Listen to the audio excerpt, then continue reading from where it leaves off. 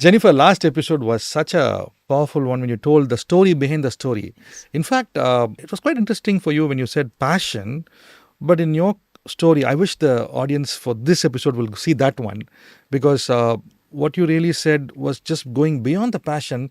It's actually the something within you to tell, to make people, where you feel you have to share this, Yes. Everybody's got a story, Jennifer. But then, as we close the last episode, how do you tell the story? That's what makes the difference. Right. What's your take in that? So my take is that when you're going to tell the story, first of all, and I believe this is the cardinal rule, it has to be truthful. That to me is the most important thing, because I can tell you from my experience that, a viewer can actually suss it out. They know when you're trying to pad up the story, when you're trying to, give them some extra stuff. The camera lens will find it out. The camera lens will find you out, And I also feel that words, you cannot gloss it all over. You will be found out. There are lots of people who have been, actually caught on doing this kind of thing. And plagiarism is not unknown. It's not at all unknown. So you better learn, first of all, that you have to be telling the truth. I think the truth matters. I think that the truth in the public square is the most important thing if you want to be a good journalist. I think that's very, very important. So when you tell the story, is there credibility? Are you telling the truth? Are your sources absolutely above board? Are you telling the story to make an effective appearance on the screen? This is something that you have to guard against. You have to guard against that, yes. There's a lot of pressure, especially for today's YouTubers and people who are wanting to tell the story. And in a way, unlike those days, today, platform is available. Earlier, platform was not available. Sure. I remember the days when you were there, Doordarshan was the only platform, and today you have a lot of platforms. But then there's always a pressure for the storyteller to say, I want others to watch my show. So how does that, how do you overcome that? You know what, you want to be genuine one side, you don't want to be loud. At the same time, how do you make it watchable and shareable, and how do you make the story enjoyable?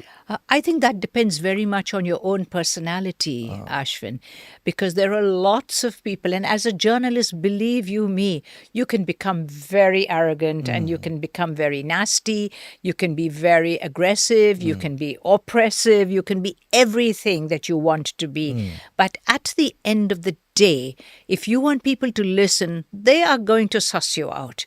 The viewer is going to know that you're doing this for effect, you're adding these few extra words. And nowadays, if you watch a lot of the television that is available to us, you find that the journalists are yelling and screaming and getting hysterical and want to shock. It is not the intention, I believe, that you have to shock your audience. Tell them the truth. Let them make up their minds. If they believe you, well and good, you've won something. If they don't believe you, that's because you've told them a lie. And I think that that is crucial. The truth has to set you free, really. Isn't that what the Bible says? Has to set you free. So I think that that's the most important thing if you want to be a journalist. And again, when you do stories, Jennifer, tell me, it's very interesting, sometimes the person, like even we both are doing this, I'm enjoying the way you tell the story, and I'm thinking of the audience, So how does one start thinking? Why are you doing the story? It's the audience, right? It's the audience matters. Yes. How does one keep that in mind and still speak the truth and still bring a kind of a feeling that, I want to be listening to this. So how do you do this packaging? Right. First of all, I believe that you have to put yourself in the place of the audience. Would you like to hear this story? Would you like to see these details? Right. Now, if you take the air crash story, since we are talking about that at Ahmedabad, day before yesterday, the papers, one whole sheet of the paper were all these little stories about a family in the Northeast who lost their daughter, about a lady who was going to London to meet her husband as a surprise gift for his birthday. That story was there. There were these stories that were all present in that newspaper. So these are the important things people want to hear.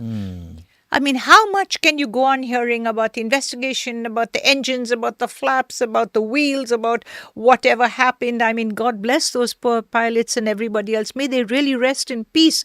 But at the same time, it was these little heartwarming stories. They're really heartwarming because it makes you think, it makes you relate immediately to that family. It makes you relate. And I think that is very, very, very important. So does the audience want to hear this? So therefore, if they want to hear it, then they deserve you to tell them. They are looking at you to tell them that story. I might sound old-fashioned as a journalist as we sit here and talk, but I do believe that that's what journalism is all about. So that's the heartbeat. That's the heartbeat of it. Do they want to hear you? If they want to hear you, if they trust you, they are going to listen to you. And that is a very important factor in journalism. Does your audience, does your viewer trust you? The other question I wanted to ask you, Jennifer, is also in storytelling, you don't have, I mean, of course, print is one side, but in the visual side, it's always time constrained. You have a fantastic story, but you know what? You have 3 minutes. You have 5 minutes. You have 2 minutes. Yes. How do you package this? That's a very important point because, for instance, in NDTV, when we started off there, we used to do stories of 3 minutes each story. And we thought that was wonderful. Oh, that was a long time. But suddenly, Dr. Roy said, no, I don't want these 3-minute stories. I want you to give me a 1.5-minute story. Now, that's the essence of brevity, really, when it That's comes almost to like a trailer. Yes, it's like a trailer, literally. So then you have to cut down everything. So you have to decide what is the most pertinent, the most salient point that you have to put in that story. Did the plane leave on time? Was there any other problem? You've got to put it very precisely. It has to be so concise. You don't have the luxury of time. We have the luxury of time as we sit here today or on any other show, like Going Beyond, for instance. I do have half an hour on that program.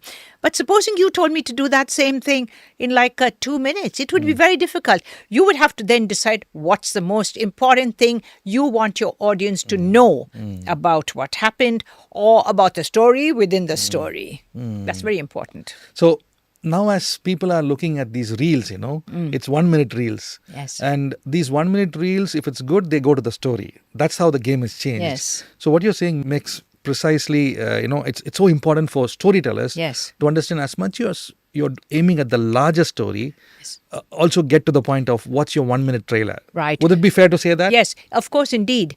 We had a rule that was a very solid rule. I remember in the very early days, I was told, does an 8-year-old or a 10-year-old boy living in the deep south in Tirunelveli district, can he understand your story? Does he understand what you're saying? Can he get the gist of the story in 1.5 minutes? If he's able to understand you, where you're coming from, you have succeeded. If he doesn't understand, well, go back, redo the story. You have to redo it. Otherwise, there is no way. People don't have time, Ashvin, these days. Who has the time to listen unless you really are free? Nobody's going to listen. So you better say it quick, be very succinct in what you're saying. Make sure that you have, another thing that journalists are very tempted, they use big words. I know that from experience. Sometimes I would say, can you give me the dictionary? I think I want to see what you mean.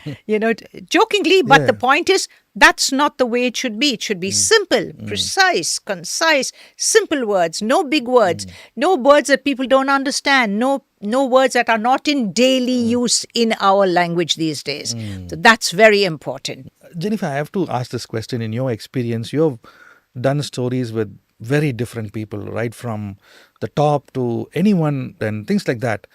But I'm just thinking, how do you really approach a story, especially when you're dealing with when you know the story, when you know the person to deal with the story is a different angle. Yes. But when you go to a village, it's a small shop. You want to make a story from that small shop. That's a different DNA, So you might be meeting a chief minister. Yes. That's another aura itself. Yes. But then a man on the shop who's nobody also can become a talking town. Yes. So it all depends on how you tell the story. Yes, Correct? So in the yes. next episode, we're going to dig kind of behind the story. Fine. How do you Yeah. handle from this end to that end? Both are stories and both are humans. Yeah. How do you get that emotion? How do you get that pulse? How do you decide on the spot, you know what, this is how much I'm going to draw and this is what the audience would really enjoy. At the same time, speaking truth. So we're going to find out more about that, Jennifer, from your rich Okay. experience. Right. But I'm really enjoying this, and I'm sure Thank you. people who are seeing this are taking key points, because you're talking about passion, you're talking about what's the story behind the story, you're also talking about what it takes to be a great storyteller. Yes, and the truth. And the speaking to the truth. And what's the emotional? I think I like what you said.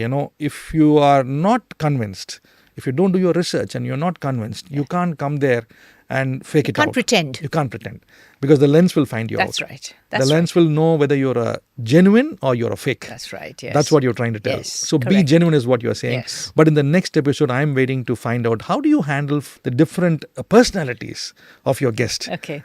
But I'm really enjoying this Thank whole you. episode. I'm looking forward for the next episode in Let's Talk Influence.